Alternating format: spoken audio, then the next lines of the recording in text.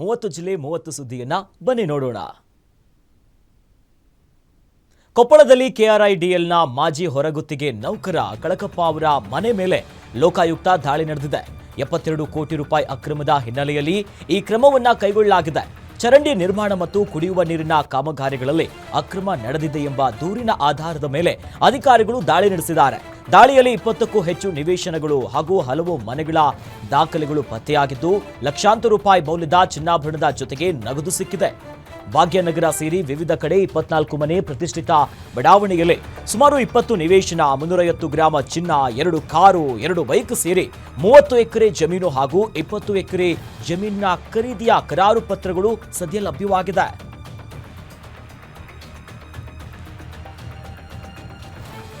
ಕಳೆದ ವಾರದ ಹಿಂದಷ್ಟೇ ಪ್ರೀತಿಸಿ ಮದುವೆಯಾಗಿದ್ದ ಯುವತಿ ಸಾವನ್ನಪ್ಪಿರುವಂತಹ ಘಟನೆ ಹುಬ್ಬಳ್ಳಿಯಲ್ಲಿ ನಡೆದಿದೆ.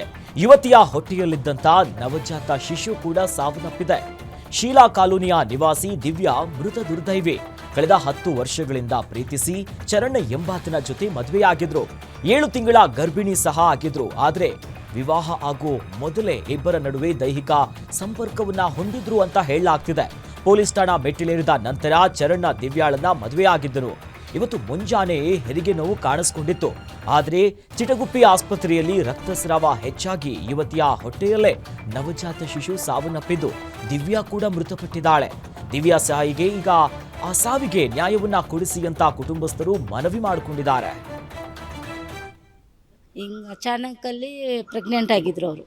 ಪ್ರೆಗ್ನೆಂಟ್ ಆದಮೇಲೆ ಹುಡುಗಿಗೆ ಹಾಸ್ಪಿಟ್ಲಲ್ಲಿ ಅಡ್ಮಿಟ್ ಮಾಡಿದಾಗ ಹಿಂಗೆ ಸುದ್ದಿ ಬಂದಿದೆ, ಪಾಪು ಡೆತ್ ಆಗಿದೆ, 7 ಡೆತ್ ಆಗಿದ್ದಾರೆ ಅಂತೇಳಿ. ಇಷ್ಟ ನಮಗೆ ನ್ಯಾಯ ಬೇಕು ಅಷ್ಟೇ.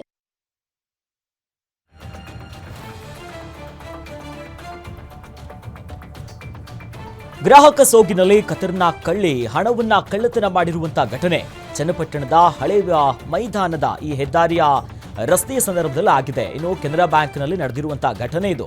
ಚನ್ನಪಟ್ಟಣ ತಾಲೂಕಿನ ಕೆನರಾ ಬ್ಯಾಂಕ್ನಲ್ಲಿ ಮಹಿಳೆಯೊಬ್ಬರ ಹಿಂದೆ ನಿಂತು ಎಲ್ಲವನ್ನ ಗಮನಿಸಿ ನಂತರ ಒಡವೆಯನ್ನ ಅಡವಿಟ್ಟು ಹಣ ಪಡೆಯುವಾಗ ಮಹಿಳೆ ಹಣ ಕದ್ದು ಪರಾರಿಯಾಗಿದ್ದಾಳೆ. ಖತರ್ನಾಕ್ ಕಳ್ಳಿಯ ಕೈ ಚಳಕ ಸಿಸಿಟಿವಿಯಲ್ಲಿ ಸೆರೆಯಾಗಿದೆ. ಚನ್ನಪಟ್ಟಣ ಟೌನ್ ಪೊಲೀಸ್ ಠಾಣಾ ವ್ಯಾಪ್ತಿಯಲ್ಲಿ ಈ ಘಟನೆಯಾಗಿರೋದು. ಊಟ ಕೇಳಿದ್ದಕ್ಕೆ ವಿದ್ಯಾರ್ಥಿನಿಯ ಮೇಲೆ ವಾರ್ಡನ್ನಿಂದ ಹಲ್ಲೆಯ ಆರೋಪ ಈಗ ಕೇಳಿಬಂದಿದೆ. ಕಲಬುರಗಿಯ ಇಂದಿರಾ ಗಾಂಧಿ ಮಹಿಳಾ ನರ್ಸಿಂಗ್ ವಸತಿ ನಿಲಯದಲ್ಲಿ ಈ ಘಟನೆಯಾಗಿರುವುದು. ವಾರ್ಡನ್ನ ಹಲ್ಲೆಯನ್ನ ಖಂಡಿಸಿ ವಿದ್ಯಾರ್ಥಿನಿಯರಿಂದ ಹಾಸ್ಟೆಲ್ ಮುಂಭಾಗ ಪ್ರತಿಭಟನೆಯನ್ನು ನಡೆಸಲಾಗಿದೆ. ನರ್ಸಿಂಗ್ ವಿದ್ಯಾರ್ಥಿನಿ ದೇವಮ್ಮ ಎನ್ನುವಂತ ವಿದ್ಯಾರ್ಥಿನಿಯ ಮೇಲೆ ಹಲ್ಲೆ ನಡೆಸಿದ್ದಾರೆ. ಜೊತೆಯಲ್ಲಿ ವಿದ್ಯಾರ್ಥಿಯ ಮೇಲಿನ ಹಲ್ಲೆಯನ್ನ ಹಾಸ್ಟೆಲ್ ವಾರ್ಡನ್ ನಿರಾಕರಿಸಿದ್ದಾರೆ. ವಿದ್ಯಾರ್ಥಿನಿಯರು ನನ್ನ ಮೇಲೆ ಹಲ್ಲೆ ಮಾಡುವುದಾಗಿ ವಾರ್ಡನ್ನ ಸುಳ್ಳು ಆರೋಪವನ್ನ ಮಾಡಿದ್ದಾರೆ. ಇನ್ನು ಹಾಸ್ಟೆಲ್ಗೆ ಬಿಸಿಎಂ ತಾಲೂಕು ಅಧಿಕಾರಿ ಭೇಟಿ ನೀಡಿ ಪರಿಶೀಲನೆಯನ್ನು ನಡೆಸಿದ್ದಾರೆ.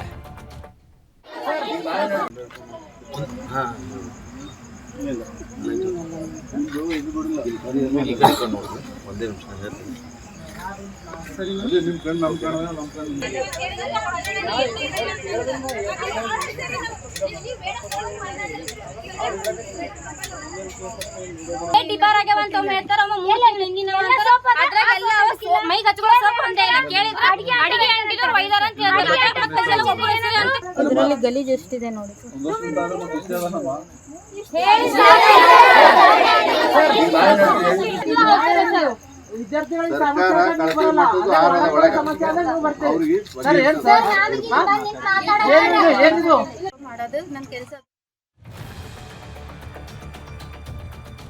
ಗ್ರಾಮ ಲೆಕ್ಕಾಧಿಕಾರಿಗೆ 4 ವರ್ಷ ಕಠಿಣ ಕಾರಾಗೃಹ ಶಿಕ್ಷೆಯನ್ನ ಕೋರ್ಟ್ ವಿಧಿಸಿದೆ.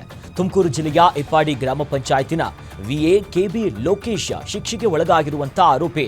ಇನ್ನು 20,000 ದಂಡವನ್ನ ಕಟ್ಟುವುದಲ್ಲಿ ವಿಫಲವಾದಲ್ಲಿ 6 ತಿಂಗಳ ಸಾದಾ ಕಾರಾಗೃಹ ಶಿಕ್ಷೆಯನ್ನು ವಿಧಿಸಲಾಗಿದೆ.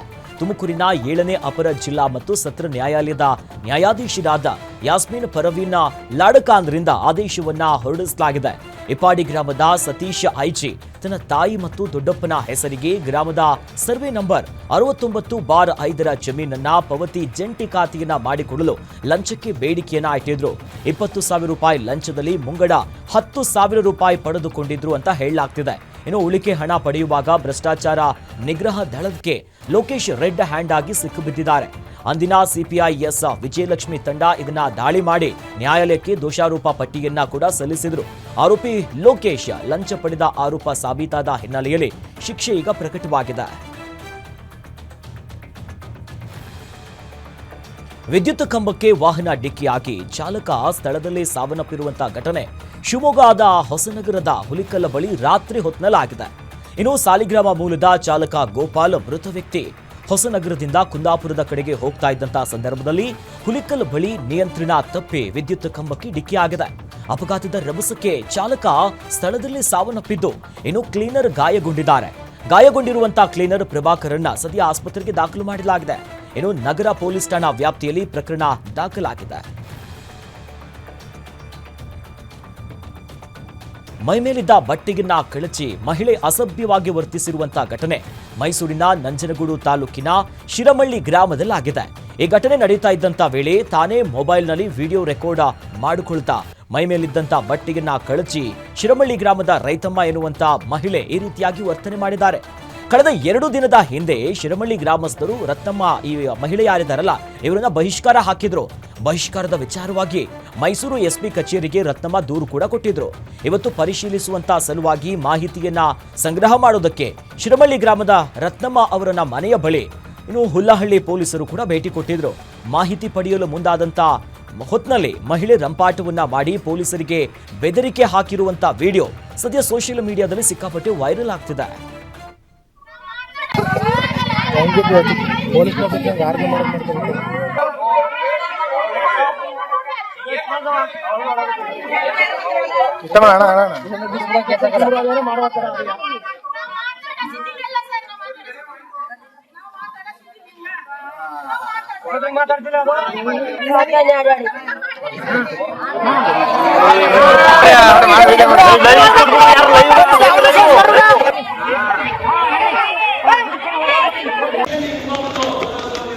ಇಷ್ಟು ಕಳಿಸ್ಕೊಡ ಎಲ್ಲ ಮಾಡ್ರು ಒಬ್ರು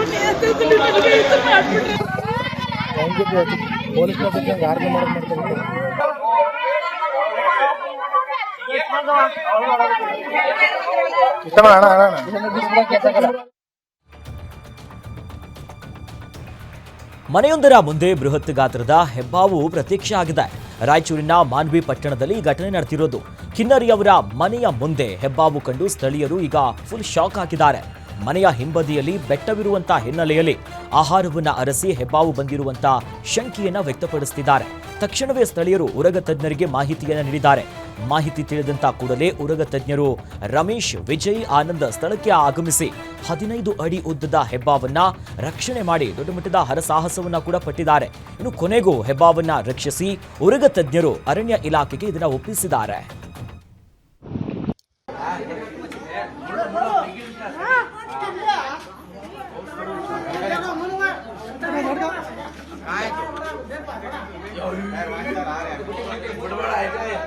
ಇವಾಗಲೇ ಇಷ್ಟು ದೋಷ ನೋಡ್ಲಿಕ್ಕಿಲ್ಲ.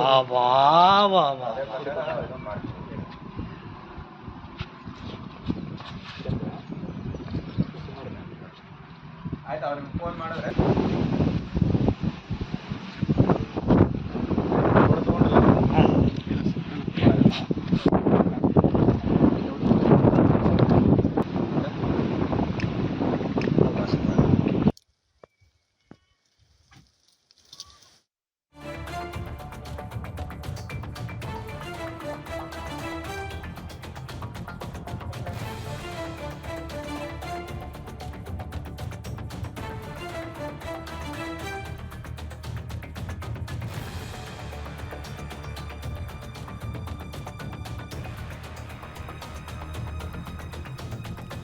ಚಿಕ್ಕಮಗಳೂರು ಜಿಲ್ಲೆಯ ಎನ್ಆರ್ಪುರದಲ್ಲಿ 3 ಡಕಾಯಿತರನ್ನ ಪೊಲೀಸರು ಕಾರ್ಯಾಚರಣೆಯನ್ನು ನಡೆಸಿ ಬಂಧಿಸಿದ್ದಾರೆ. ಸತ್ಯಾನಂದ ಅಲಿಯಾ ಸತ್ಯ ಹಾಗೂ ಸೈಯದ್ ಲತೀಫ್ ಅನ್ನುವರನ್ನ ಪೊಲೀಸರು ಅರೆಸ್ಟ್ ಮಾಡಿದ್ದಾರೆ. ಜುಲೈ 23ರಂದು ಪಿಕಪ್ ವಾಹನವನ್ನ ಅಡ್ಡಗಟ್ಟಿ ಚಾಲಕನ ಬಳಿ ಈ 3 ಏನೇನಿದ್ರಲ್ಲ ಇವರೆಲ್ಲರೂ ಕೂಡ ರಾಬರಿ ಮಾಡಿದ್ರು. ಶಿವಮೊಗ್ಗ ರಸ್ತೆಯ ಆರಂಭಹಳ್ಳಿಯಲ್ಲೇ ಇಂತಹ ಕೃತ್ಯವನ್ನ ಎಸಗಿದ್ರು.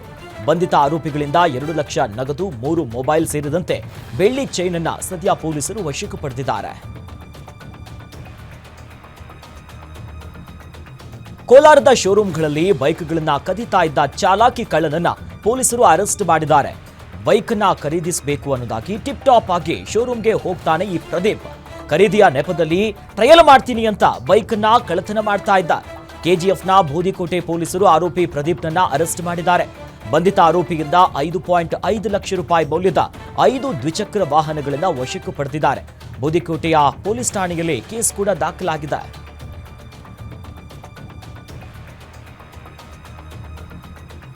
ಅಂತಾರಾಜ್ಯ ಕಳ್ಳರಿಂದ ಕೆಜಿಗಟ್ಟಲೆ ಬೆಳ್ಳಿ ಆಭರಣ ವಶಕ್ಕೆ ಪಡೆದಿದ್ದಾರೆ. ಇನ್ನು ಕೆಟಿಜೆ ನಗರ ಪೊಲೀಸರ ಭರ್ಜರಿ ಕಾರ್ಯಾಚರಣೆ ಯಶಸ್ವಿಯಾಗಿದೆ. 8 ಕೆಜಿ 790 ಗ್ರಾಂ ಬೆಳ್ಳಿ ಆಭರಣವನ್ನ ಬೇರೆ ರಾಜ್ಯದ ಕಳ್ಳರು ಕಳವು ಮಾಡಿದ್ದಾರೆ. ದಾವಣಗೆರೆ ನಗರದ ಕೆಬಿ ಬಡಾವಣೆಯಲ್ಲಿ ಕಳೆದ ತಿಂಗಳು 14ರಂದು ಖತರ್ನಾಕ್ ಕಳ್ಳರು ಕಳ್ಳತನವನ್ನ ಮಾಡಿದ್ರು. ಮನೆ ಬೇಗವನ್ನ ಮುರಿದು ಕಳವು ಮಾಡಿದ್ರು. 20 ಲಕ್ಷ ಮೌಲ್ಯದ 17 ಕೆಜಿಯ 690 ಗ್ರಾಂ ಬೆಳ್ಳಿ ಆಭರಣವನ್ನ ಸದ್ಯ ವಶಕ್ಕೆ ಪಡೆದಿದ್ದಾರೆ. ಕಳವು ಮಾಡಿದ ಕೇವಲ 15 ದಿನದಲ್ಲೇ ಸದ್ಯ ಪ್ರಕರಣವನ್ನ ಪೊಲೀಸರು ಭೇದಿಸಿದ್ದಾರೆ. ಮನೆಯಲ್ಲಿ ಯಾರೂ ಇಲ್ಲದಂತ ಹೊತ್ನಲ್ಲಿ ಕಿರುವಾಡಿ ಲೇಔಟ್ನ ಗಿರೀಶ್ ಎನ್ನುವರ ಮನೆಯಲ್ಲಿ ಕಳ್ಳತನ ಆಗಿತ್ತು. ರಾಜಸ್ಥಾನ ಮೂಲದ ದಿನೇಶ್ ಕುಮಾರ್, ದೀಪಕ್ ಕುಮಾರ್, ರಮೇಶ್ ಕುಮಾರ್ ಬಂಧಿತ ಆರೋಪಿಗಳು. ಇನ್ನು ಬಂಧಿತರಿಂದ 20 ಕೆಜಿ ಮೌಲ್ಯದ 17 ಕೆಜಿಯ 690 ಗ್ರಾಂ ಬೆಳ್ಳಿಯ ವಸ್ತುಗಳು, ಇನ್ನು ಒಂದು ಕಾರನ್ನ ಕೂಡ ವಶಕ್ಕೆ ಪಡೆದಿದ್ದಾರೆ. ಬಂಧಿತ ಆರೋಪಿಗಳ ಮೇಲೆ ಈ ಹಿಂದೆ ಗುಜರಾತ್ ರಾಜ್ಯದಲ್ಲಿ ಪ್ರಕರಣ ಕೂಡ ದಾಖಲಾಗಿತ್ತು. ಸದ್ಯ ಈ ಕಾರ್ಯಾಚರಣೆಗೆ ಎಲ್ಲೆಡೆ ಪ್ರಶಂಸೆ ಕೂಡ ವ್ಯಕ್ತವಾಗ್ತಿದೆ. ಹಗಲು ಮನೆ ಕಳ್ಳತನ ಮಾಡಿದ 2 ಆರೋಪಿಗಳನ್ನ ಪೊಲೀಸರು ಬಂಧಿಸಿ ಭರ್ಜರಿ ಕಾರ್ಯಾಚರಣೆಯನ್ನು ನಡೆಸಿದ್ದಾರೆ. ಇಮ್ರಾನ್ ವಾಗ್ದಲ್, ಶೇಖ್ ಅಲ್ತಾಫ್ ಬಂಧಿತಂತ ಆರೋಪಿಗಳಿವರೆಲ್ಲ ನಗರದ ಎಸ್ಎಂ ಕೃಷ್ಣ ಕಾಲೋನಿಯಲ್ಲಿ ಸಿದ್ದಮ್ಮ ಎನ್ನುವರ ಮನೆಯಲ್ಲಿ 16 ಲಕ್ಷ ಮೌಲ್ಯದ 165 ಗ್ರಾಂ ಬಂಗಾರವನ್ನ ಕಳ್ಳತನ ಮಾಡಿದ್ರು. ಬಂಧಿತ ಆರೋಪಿಗಳಿಂದ ಕಲಬುರಗಿಯ ಸಬ್ ಅರ್ಬನ್ ಪೊಲೀಸರು 16 ಲಕ್ಷ ಮೌಲ್ಯದ ಬಂಗಾರವನ್ನ ವಶಕ್ಕೆ ಪಡೆದಿದ್ದಾರೆ.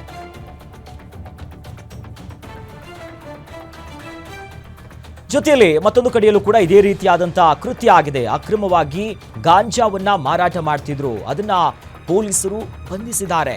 ಜೊತೆಯಲ್ಲಿ ಏನೇನು ಆಗಿತ್ತಲ್ಲ ಅದನ್ನ ಪೊಲೀಸರು ಕಾರ್ಯಾಚರಣೆಯನ್ನ ಮಾಡಿ ವಶಕ್ಕೆ ಪಡೆಯುವಂತ ಕೆಲಸ ಮಾಡಿದ್ರು.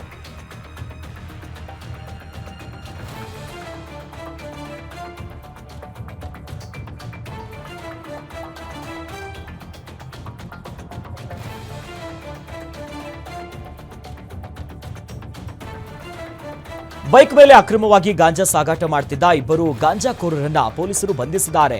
ಇನ್ನು ಅಸ್ಲಾಂ ಮುಸ್ತಫಾ ಮತ್ತು ಯಾದಮಿಯಾ ಎಂಬ 2 ಬಂಧಿತ ಆರೋಪಿಗಳು ತೆಲಂಗಾಣದಿಂದ ಬೀದರ್ ಮೂಲಕ ಮಹಾರಾಷ್ಟ್ರಕ್ಕೆ ಗಾಂಜಾ ತಂದು ಬೀದರ್ನ ಔರಾದ್ ತಾಲೂಕಿನ ವಡಗಾಂವ್ ಗ್ರಾಮದ ಬಳಿ ಗಾಂಜಾವನ್ನ ಸದ್ಯ ಜಪ್ತಿ ಮಾಡಿದ್ದಾರೆ. ಬಂಧಿತ ಆರೋಪಿಗಳಿಂದ 6.76 ಲಕ್ಷ ಮೌಲ್ಯದ ಗಾಂಜಾ ಹಾಗೂ 15,000 ಮೌಲ್ಯದ ಬೈಕ್ ಅನ್ನ ಜಪ್ತಿ ಮಾಡಲಾಗಿದೆ.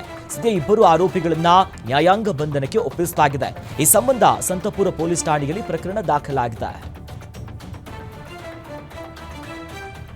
ಖತರ್ನಾಕ್ ಕಳ್ಳ ಕ್ಷಣಾರ್ಧದಲ್ಲಿ 12 ಲಕ್ಷ ಹಣವನ್ನ ಲಪ್ಟಾಯಿಸಿರುವಂತಹ ಘಟನೆ ತುಮಕೂರಿನಲ್ಲಾಗಿದೆ. ಪಾವಗಡ ಪಟ್ಟಣದ ಶ್ರೀನಿವಾಸ್ ಎನ್ನುವವರು ಹಣವನ್ನ ಠೇವಣಿ ಇಡೋದಕ್ಕೆ ಕರ್ನಾಟಕ ಬ್ಯಾಂಕ್ಗೆ ತಂದಿದ್ರು. ಹಣ ಎಣಿಸುವಾಗ ಕೆಲ ನೋಟುಗಳು ಕಡಿಮೆ ಇದ್ದ ಕಾರಣ ಮತ್ತೆ ಹಣವನ್ನ ಎಣಿಸಿಕೊಡುವ ಬರ್ತೀನಿ ಅನ್ನೋದಾಗಿ ಬ್ಯಾಂಕ್ ಸಿಬ್ಬಂದಿಯನ್ನ ಕಳಿಸಿರ್ತಾರೆ. ಹಣದ ಬ್ಯಾಗ್ ಅನ್ನ ತನ್ನ ಬೈಕಿನ ಸೈಡ್ ಬ್ಯಾಗ್ ನಲ್ಲಿ ಇಟ್ಟುಕೊಂಡು ಹೊರಟಿರ್ತಾರೆ. ಶ್ರೀನಿವಾಸ್ ಹೊರಡೋಕ್ಕೂ ಮುನ್ನವೇ ಬ್ಯಾಗ್ಗೆ ಕೈ ಹಾಕಿ ಹಣದ ಕವರ್ ಅನ್ನ ಸದ್ಯ ಕಳ್ಳರು ಕದ್ದು ಎಸ್ಕೇಪ್ ಆಗಿದ್ದಾರೆ. ಸದ್ಯ ಕಳ್ಳನಿಗಾಗಿ ಪೊಲೀಸರು ಹುಡುಕಾಟವನ್ನ ಮುಂದುವರಿಸಿದ್ದಾರೆ. ಪಾವಗಡ ಪೊಲೀಸ್ ಠಾಣೆಯಲ್ಲಿ ಕೇಸ್ ದಾಖಲಾಗಿದೆ.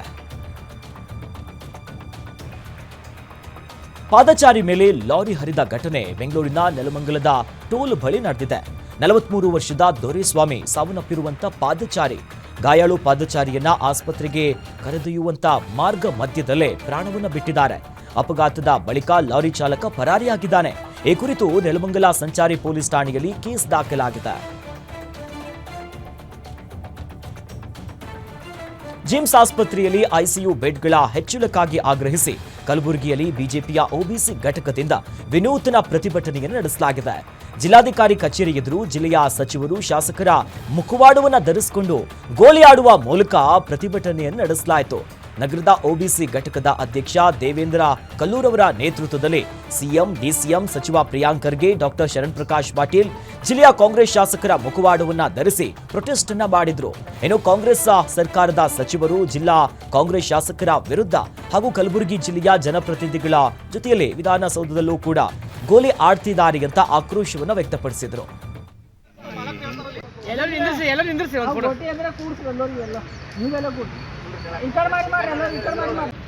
ಅಧ್ಯಕ್ಷರೇ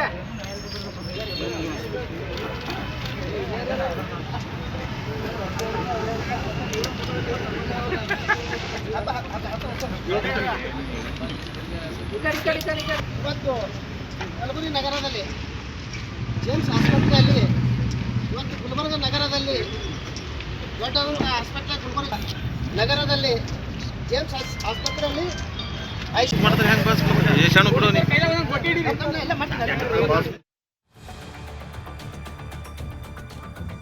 ಬೆಸ್ಕಾಂ ಅಧಿಕಾರಿಗಳ ನಿರ್ಲಕ್ಷ್ಯಕ್ಕೆ ವಿದ್ಯುತ್ ತಗುಲಿ ಹಸು ಸಾವನ್ನಪ್ಪಿದೆ. ರಾಮನಗರದ ಚನ್ನಪಟ್ಟಣ ತಾಲೂಕಿನ ರಾಮನಾಥಪುರ ಕೋಟೆ ವಲಯದಲ್ಲಿ ಈ ಘಟನೆಯಾಗಿದೆ.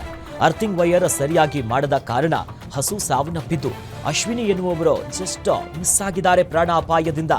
ಇನ್ನು ಘಟನೆ ನಡೆದರೂ ಕೂಡ ಬೆಸ್ಕಾಂ ಸಿಬ್ಬಂದಿ ಇನ್ನೂ ಕೂಡ ಸ್ಥಳಕ್ಕೆ ಬಾರದೆ ನಿರ್ಲಕ್ಷ್ಯವನ್ನ ತೋರಿದ ಕಾರಣ ಗ್ರಾಮಸ್ಥರು ಆಕ್ರೋಶವನ್ನ ಹೊರಗಾಕಿದ್ದಾರೆ. ಕೂಡಲೇ ಸ್ಥಳಕ್ಕೆ ಅಧಿಕಾರಿಗಳು ಬರುವಂತೆ ಗ್ರಾಮಸ್ಥರು ಪಟ್ಟು ಹಿಡಿದಿದ್ದಾರೆ. ಎಂಕೆ ದೊಡ್ಡಿ ಪೊಲೀಸ್ ಠಾಣಾ ವ್ಯಾಪ್ತಿಯಲ್ಲಿ ಈ ಪ್ರಕರಣ ಸದ್ಯ ದಾಖಲಾಗಿದೆ. ರಾಜ್ಯದಲ್ಲಿ ರಸಗೊಬ್ಬರ ಕೊರತೆ ಹಾಗೂ ಶಿವಮೊಗ್ಗದಲ್ಲಿ ರೈತರ ಸಾಗುವಳಿ ಭೂಮಿ ತೆರವು ಹಿನ್ನೆಲೆಯಲ್ಲಿ ರಾಜ್ಯ ಸರ್ಕಾರದ ವಿರುದ್ಧ ಬೀದಿಗಿಳಿದು ಶಿವಮೊಗ್ಗ ಜಿಲ್ಲೆಯ ಬಿಜೆಪಿ ಮುಖಂಡರು ಪ್ರತಿಭಟನೆಯನ್ನು ನಡೆಸಿದರು. ಬಿಜೆಪಿ ರಾಜ್ಯಾಧ್ಯಕ್ಷ ಬಿವೈ ವಿಜೇಂದ್ರ ನೇತೃತ್ವದಲ್ಲಿ ಬೃಹತ್ ಪ್ರತಿಭಟನೆಯನ್ನ ನಡೆಸಿ ಶಿವಮೊಗ್ಗದ ಗೋಪಿ ವೃತ್ತದಿಂದ ಡಿಸಿ ಕಚೇರಿಯವರೆಗೆ ಪ್ರತಿಭಟನಾ ರ್ಯಾಲಿಯನ್ನು ನಡೆಸಿದರು.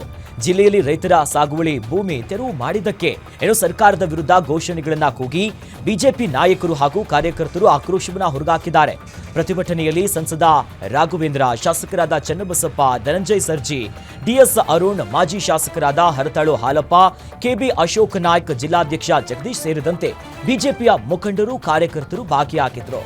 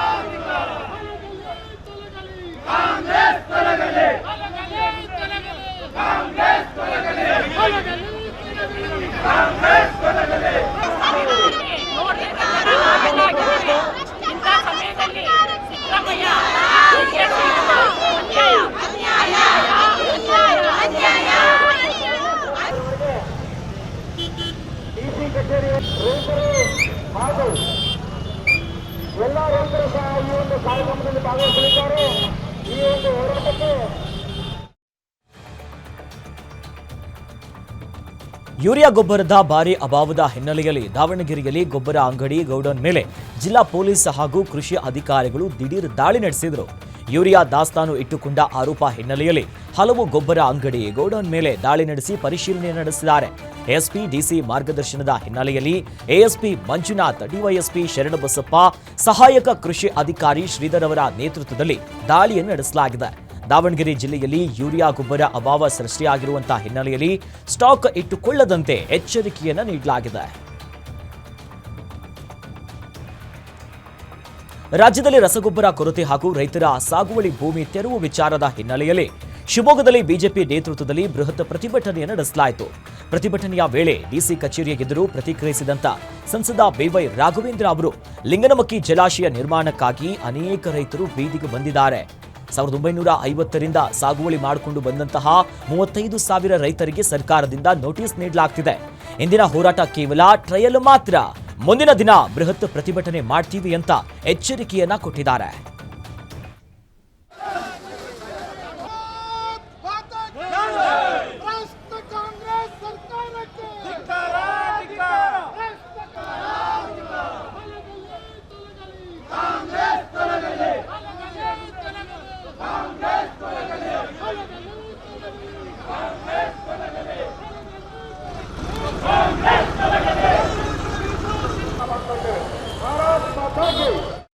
ಧಾರವಾಡದಲ್ಲಿ ಒಳ ಮೀಸಲಾತಿ ಜಾರಿಗೆ ಆಗ್ರಹಿಸಿ ಪ್ರತಿಭಟನೆಯನ್ನು ನಡೆಸಲಾಯಿತು. ರಾಜ್ಯ ಸರ್ಕಾರದ ಮಾದಿಗ ವಿರೋಧಿ ನೀತಿಯನ್ನ ಖಂಡಿಸಿ ನಗರದ ಅಂಬೇಡ್ಕರ್ ಪುತ್ಥಳಿಯ ಬಳಿ ಪರಿಶಿಷ್ಟ ಜಾತಿ ಒಳ ಮೀಸಲಾತಿ ಹೋರಾಟ ಸಮಿತಿಯಿಂದ ಪ್ರತಿಭಟನೆಯನ್ನು ನಡೆಸಲಾಯಿತು. ಸುಪ್ರೀಂ ಕೋರ್ಟ್ ಆದೇಶವನ್ನ ನೀಡಿ 1 ವರ್ಷ ಕಳೆದರೂ ಕೂಡ ಇನ್ನು ರಾಜ್ಯ ಸರ್ಕಾರ ಅದನ್ನ ಆದೇಶಿಸಿಲ್ಲ ಅಂತ ಪ್ರತಿಭಟನೆಯಲ್ಲಿ ತೀವ್ರ ಆಕ್ರೋಶವನ್ನ ಹೊರಗಾಕಿದ್ರು. ಇನ್ನು ಕೇಶ ಮಂಡನೆಗೊಳಿಸಿ ಪ್ರತಿಭಟಿಸಿದ್ದ ಹೋರಾಟಗಾರರು ಬಳಿಕ ತಲೆ ಕೂದಲು ಸಿಎಂಗೆ ರವಾನಿಸಲು ಯತ್ನಿಸಿದ್ರು. ಈ ವೇಳೆ 100ಕ್ಕೂ ಹೆಚ್ಚು ಪ್ರತಿಭಟನಾಕಾರರನ್ನ ಪೊಲೀಸರು ತಡೆ ಹಿಡಿದ್ರು. ಈ ವೇಳೆ ಪೊಲೀಸರು ಮತ್ತು ಹೋರಾಟಗಾರರ ನಡುವೆ ತೀವ್ರ ವಾಗ್ವಾದ ಕೂಡ ಶುರುವಾಗಿತ್ತು.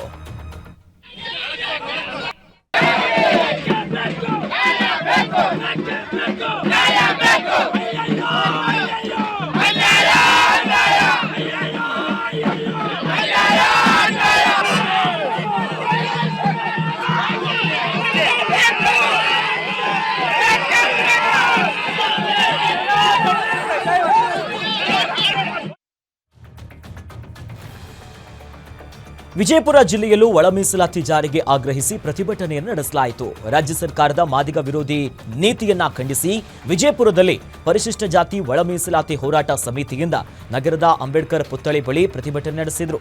ಇನ್ನು ಪುತ್ಥಳಿ ಬಳಿ ಅಂಗಿಯನ್ನ ಕಳಚಿ ಜಿಲ್ಲಾಧಿಕಾರಿ ಕಚೇರಿವರೆಗೂ ಪಾದಯಾತ್ರೆಯ ಮೂಲಕ ಸರ್ಕಾರದ ವಿರುದ್ಧ ತೀವ್ರ ಆಕ್ರೋಶವನ್ನ ಹೊರಹಾಕಿದ್ರು.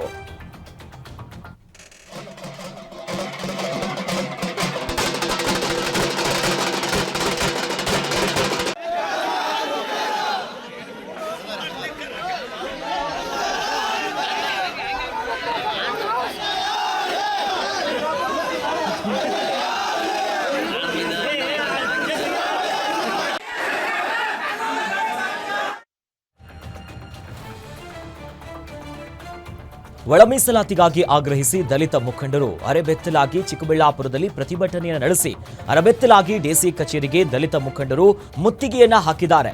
ಈ ವೇಳೆ ದಲಿತರು ಮತ್ತು ಪೊಲೀಸರ ನಡುವೆ ಮಾತಿನ ಚಕಮಕಿ ನಡೆದಿದೆ. ಡಿಸಿ ಕಚೇರಿಯ ಮುಂಭಾಗ ರಾಷ್ಟ್ರೀಯ ಹೆದ್ದಾರಿಯನ್ನು ನಡೆದು ದಲಿತ ಪರ ಸಂಘಟನೆಗಳು ಪ್ರತಿಭಟನೆಯನ್ನು ನಡೆಸಿದರು. ಸುಪ್ರೀಂ ಕೋರ್ಟ್ ಕೊಟ್ಟಂತ ತೀರ್ಪನ್ನ ಕಾಂಗ್ರೆಸ್ ಸರ್ಕಾರ ಗೌರವಿಸುತ್ತಿಲ್ಲ ಅಂತ ಸಿಎಂ ಸಿದ್ದರಾಮಯ್ಯ ವಿರುದ್ಧ ಧಿಕ್ಕಾರವನ್ನ ಕೂಗಿ ತಮ್ಮ ಆಕ್ರೋಶವನ್ನ ಹೊರಗಾಕಿದ್ದಾರೆ. 1 ವಾರದ ಒಳಗೆ ಒಳ ಮೀಸಲಾತಿ ಜಾರಿ ಮಾಡದೇ ಇದ್ರೆ ಬೆಂಗಳೂರನ್ನ ಬಂದ್ ಮಾಡುವುದಾಗಿ ದಲಿತ ಪರ ಸಂಘಟನೆಗಳು ಸರ್ಕಾರಕ್ಕೆ ಎಚ್ಚರಿಕೆಯನ್ನ ನೀಡಿದ್ದಾರೆ.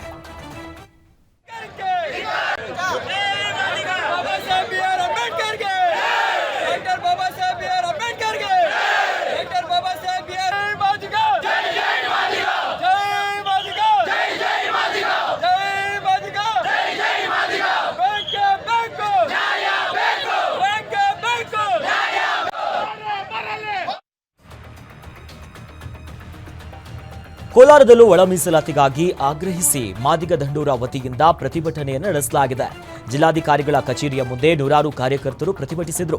ಪರಿಶಿಷ್ಟ ಜಾತಿಯಲ್ಲಿರುವಂತಹ 101 ಜಾತಿಗಳಿಗೆ ನ್ಯಾಯ ಒದಗಿಸಲು ಒಳ ಮೀಸಲಾತಿ ಜಾರಿಯಾಗಬೇಕು. ನಾಗಮೋಹನ್ ದಾಸ್ ಆಯೋಗಕ್ಕೆ ಸರ್ಕಾರ ಸಹಕಾರವನ್ನು ನೀಡ್ತಾ ಇಲ್ಲ.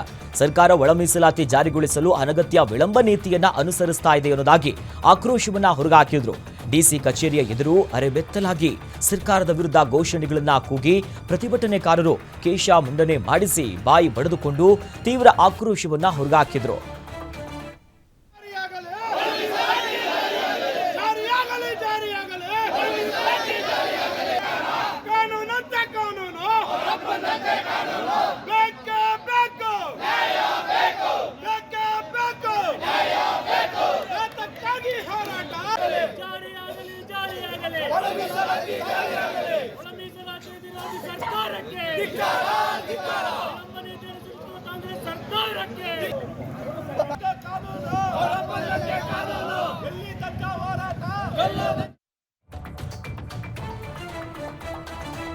ಒಳ ಮೀಸಲಾತಿ ಜಾರಿಗೊಳಿಸಿದ ಸರ್ಕಾರದ ವಿರುದ್ಧ ಬೀದರ್ನಲ್ಲಿ ಪ್ರತಿಭಟನೆಯನ್ನು ನಡೆಸಲಾಗಿದೆ. ಮಾದಿಗ ಒಕ್ಕೂಟದಿಂದ ನಗರದ ಅಂಬೇಡ್ಕರ್ ವೃತ್ತದಿಂದ ಇನ್ನು ಜಿಲ್ಲಾಧಿಕಾರಿಯವರ ಕಚೇರಿಯವರೆಗೆ ಅರೆಬೆತ್ತಲೆಯಾಗಿ ಪ್ರತಿಭಟನೆ ನಡೆಸಿ ಕೇಶ ಮುಂಡನ ಮಾಡಿಕೊಂಡು ವಿಭಿನ್ನ ಹೋರಾಟಕ್ಕೆ ಮುಂದಾಗಿದ್ರು. ಒಳ ಮೀಸಲಾತಿ ಜಾರಿಯಾಗದೇ ಇದ್ರೆ ಪ್ರಾಣವನ್ನೇ ಕೊಡ್ತೀವಿ ಅನ್ನೋದಾಗಿ ಮಾನವ ಸರಪಳಿಯನ್ನ ನಿರ್ಮಿಸಿ ಸರ್ಕಾರದ ವಿರುದ್ಧ ಧಿಕ್ಕಾರವನ್ನ ಕೂಗಿ ತಮ್ಮ ಆಕ್ರೋಶವನ್ನ ಹೊರಗಾಕಿದ್ದಾರೆ. ಡೊಳ್ಳು ಹಲಗೆಯನ್ನ ಬಾರಿಸಿ ಸಿಎಂ ಹಾಗೂ ಸರ್ಕಾರಕ್ಕೆ ಎಚ್ಚರಿಕೆಯ ಕರೆಯನ್ನ ಕೊಟ್ಟಿದ್ದಾರೆ.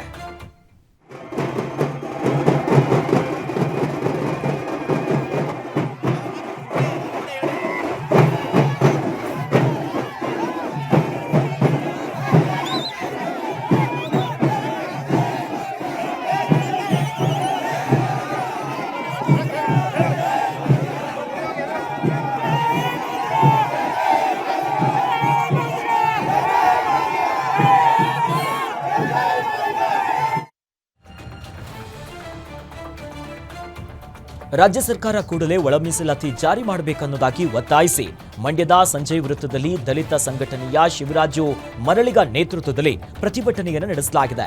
ಪ್ರತಿಭಟನೆಗೂ ಮುನ್ನ ಹೋರಾಟಗಾರರು ರಾಜ್ಯ ಸರ್ಕಾರದ ಅಣುಕು ಶವಯಾತ್ರೆಯನ್ನು ನಡೆಸುವುದಕ್ಕೆ ಮುಂದಾಗಿದ್ರು. ಇದನ್ನು ಗಮನಿಸಿದಂತಹ ಪೊಲೀಸರು ಅಣುಕು ಶವವನ್ನ ಪ್ರತಿಭಟನಾಕಾರರಿಂದ ಪೊಲೀಸರು ಕಿತ್ತುಕೊಂಡಿರುವಂತಹ ಘಟನೆ ಕೂಡ ನಡೆದಿದೆ. ನಂತರ ಟಮಟೆ, ನಗಾರಿ, ಜಾಗಟಿಯನ್ನ ಬಾರಿಸಿ ಸಾಂಕೇತಿಕವಾಗಿ ರಾಜ್ಯ ಸರ್ಕಾರದ ವಿರುದ್ಧ ಘೋಷಣೆಗಳನ್ನ ಕೂಗಿ ಆಕ್ರೋಶವನ್ನ ಹೊರಗಾಕಿದ್ದಾರೆ.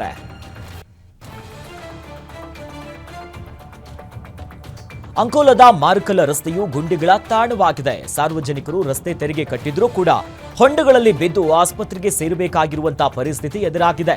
ಇನ್ನು ಸಾರ್ವಜನಿಕರ ಆಕ್ರೋಶ ಹೊರಗಾಗ್ತಾ ಇದ್ದಾರೆ. ಜೊತೆಯಲ್ಲಿ ಲೋಕೋಪಯೋಗಿ ಇಲಾಖೆಯ ಅಧಿಕಾರಿಗಳು ರಸ್ತೆಯಲ್ಲಿ ಓಡಾಡ್ತಾ ಇದ್ರೂ ಕೂಡ ನಿರ್ಲಕ್ಷ್ಯವನ್ನ ವಹಿಸಿದ್ದು ಕಂಡರೂ ಕಾಣದ ಜಾಣ ಅನ್ನೋದಾಗಿ ಅಧಿಕಾರಿಗಳ ಮೇಲೆ ಸದ್ಯ ಅಲ್ಲಿನ ಸ್ಥಳೀಯರು ಜೊತೆಯಲ್ಲಿ ಹಿರಿಯ ನಾಗರಿಕ ಬೀರಣ್ಣ ನಾಯಕ್ ಕಿಡಿಕಾರಿದ್ದಾರೆ. ಜನಸಾಮಾನ್ಯರ ಸಮಾಜ ಕಲ್ಯಾಣ ಕೇಂದ್ರದಿಂದ ಜಿಲ್ಲಾ ಕಾನೂನು ಸೇವಾ ಪ್ರಾಧಿಕಾರಕ್ಕೆ ದೂರು ನೀಡಿದ್ದು ಸಂಬಂಧಪಟ್ಟಂತಹ ಅಧಿಕಾರಿಗಳು ತಕ್ಷಣ ರಸ್ತೆ ದುರಸ್ತಿಯನ್ನ ಕೈಗೊಳ್ಳಬೇಕು ಅನ್ನೋದಾಗಿ ಸದ್ಯ ಅಲ್ಲಿ ಒತ್ತಾಯಿಸಿದ್ದಾರೆ. ಸಮಾಜ ಕಲ್ಯಾಣ ಕೇಂದ್ರದ ಅಧ್ಯಕ್ಷ ಆಗ್ನೇಲ ರೋಡ್ರಿಗಲ್ಸ್ ಅವರ ನೇತೃತ್ವದಲ್ಲಿ ಮನವಿಯನ್ನ ಸಲ್ಲಿಸಿದ್ದಾರೆ. ರಸ್ತೆ ತೆರಿಗೆ ಕಟ್ಟಿದ್ರೂ ಕೂಡ ನಮಗೆ ಈ ಸಮಸ್ಯೆ ತಪ್ತಾ ಇಲ್ಲ ಅಂತ ಹಿಡಿಶಾಪ ಹಾಕ್ತಿದ್ದಾರೆ ಗ್ರಾಮಸ್ಥರು. ನೀರಿನ ಟ್ಯಾಂಕ್ನಲ್ಲಿ ತಲೆ ಸುತ್ತಿ ಬಿದ್ದು ವಾಟರ್ ಮ್ಯಾನ್ ದಾರುಣವಾಗಿ ಸಾವನ್ನಪ್ಪಿದ್ದಾರೆ. ಬೀದರ್ ಜಿಲ್ಲೆಯ ಬಸವ ಕಲ್ಯಾಣ ತಾಲೂಕಿನ ದನ್ನೂರ್ನ ಕೆವಾಡಿಯಲ್ಲಿ ಈ ಘಟನೆ ಸಂಭವಿಸಿದೆ. ಇನ್ನು ದನ್ನೂರ್ನ ಗ್ರಾಮ ಪಂಚಾಯತಿನ ವಾಟರ್ ಮ್ಯಾನ್ 50 ವರ್ಷದ ಸಂಜೀವ್ ಕುಮಾರ್ ನೀರಿನ ಟ್ಯಾಂಕಿಗೆ ಬಿದ್ದು ಸಾವನ್ನಪ್ಪಿದ್ದಾರೆ.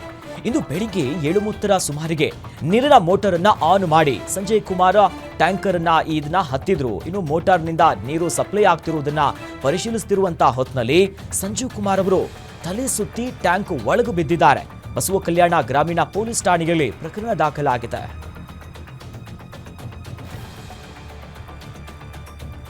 ವಿಶ್ವವಿಖ್ಯಾತ ನಾಡಹಬ್ಬ ಮೈಸೂರು ದಸರಾ ಆಚರಣೆಗೆ ಅರಮನೆ ನಗರಿ ಈಗ ಸಜ್ಜಾಗಿದೆ. ಆಗಸ್ಟ್ 4ಕ್ಕೆ ದಸರಾ ಆನೆಗಳು ಸಾಂಸ್ಕೃತಿಕ ನಗರಿ ಮೈಸೂರಿಗೆ ಎಂಟ್ರಿ ಕೊಡಲಿದೆ. ನಾಗರಹೊಳೆಯ ಅಭಯಾರಣ್ಯ ವ್ಯಾಪ್ತಿಯ ವೀರನ ಹೊಸಹಳ್ಳಿಯಲ್ಲಿ ಜಿಲ್ಲಾಡಳಿತದ ವತಿಯಿಂದ ದಸರಾ ಆನೆಗಳಿಗೆ ಭವ್ಯ ಸ್ವಾಗತವನ್ನ ನೀಡಲಿದ್ದಾರೆ. ಹೀಗಾಗಿ ಕಾಡಿನಿಂದ ನಾಡಿಗೆ ಬರೋ ಆನೆಗಳ ಮಾವುತರು ಇನ್ನು ಕಾವಾಡಿಗಳ ಕುಟುಂಬಕ್ಕೆ ಅರಮನೆ ಆವರಣದಲ್ಲಿ ತಾತ್ಕಾಲಿಕ ಟೆಂಟ್ ವ್ಯವಸ್ಥೆಯನ್ನ ಮಾಡಲಾಗ್ತಿದೆ. ಅಭಿಮನ್ಯು ನೇತೃತ್ವದಲ್ಲಿ 9 ಆನೆಗಳ ತಂಡ ಮೈಸೂರು ಅರಮನೆಯ ಅಂಗಳವನ್ನ ಪ್ರವೇಶ ಮಾಡಲಿದ್ದು ಮಾವುತರು ಕಾವಾಡಿಗಳ ವಾಸ್ತವ್ಯಕ್ಕೆ ಜಿಲ್ಲಾಡಳಿತ ಸದ್ಯ ಎಲ್ಲಾ ಸೌಕರ್ಯಗಳನ್ನ ವ್ಯವಸ್ಥೆಗೆ ಮುಂದಾಗಿದ್ದಾರೆ. ಮಂತ್ರಾಲಯದಲ್ಲಿ ಆಗಸ್ಟ್ 8ರಿಂದ 14ರವರೆಗೆ ರಾಘವೇಂದ್ರ ಸ್ವಾಮಿಗಳ 354ನೆಯ ಆರಾಧನಾ ಮಹೋತ್ಸವ ನಡೆಯಲಿದೆ. ಆಗಸ್ಟ್ 8ರಿಂದ 1 ವಾರದ ಕಾಲ ಪ್ರತಿನಿತ್ಯ ವಿಶೇಷ ಪೂಜೆಯನ್ನ ನೆರವೇರಿಸಲಾಗುತ್ತೆ. ಮೊದಲ ದಿನ ಸಂಜೆ 6 ಗಂಟೆಗೆ ಧ್ವಜಾರೋಹಣದಿಂದ ಕಾರ್ಯಕ್ರಮ ಚಾಲನೆ ಸಿಕ್ಕು. ಅದಾದ್ಮೇಲೆ ಆಗಸ್ಟ್ 9ರಂದು ಬೆಳಗ್ಗೆ 8:15ಕ್ಕೆ ದೇವಸ್ಥಾನದ ಅಧಿಕಾರಿಗಳು ಶ್ರೀನಿವಾಸ ದೇವರ ಈ ವಸ್ತ್ರವನ್ನ ಸಮರ್ಪಿಸುತ್ತಾರೆ. ರಾತ್ರಿ 8ಕ್ಕೆ ಶಕೋತ್ಸವ ರಜತ ಮಂಟಪೋತ್ಸವ ನಡೆಯಲಿದೆ.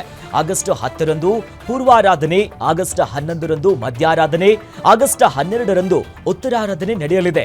12ರಂದು ಮೂಲ ವೃಂದಾವನಕ್ಕೆ ವಜ್ರ ಕವಚ ಸಮರ್ಪಿಸಲಾಗುತ್ತೆ. ಆಗಸ್ಟ್ 13ರಂದು ಅಶ್ವವಾಹನೋತ್ಸವ ಹಾಗೂ ಶ್ರೀ ಸುಗುಣೇಂದ್ರ ತೀರ್ಥರ ಆರಾಧನೆ ನಡೆಯಲಿದ್ದು ಆಗಸ್ಟ್ 14ರಂದು ಆರಾಧನಾ ಮಹೋತ್ಸವ ಕೊನೆಗೊಳ್ಳಲಿದೆ. ಇಷ್ಟೊತ್ತು ನೀವು ನೋಡಿದ್ದು ಗ್ಯಾರಂಟಿ ನ್ಯೂಸ್, ಸುದ್ದಿ ಖಚಿತ, ನ್ಯಾಯ ನಿಶ್ಚಿತ.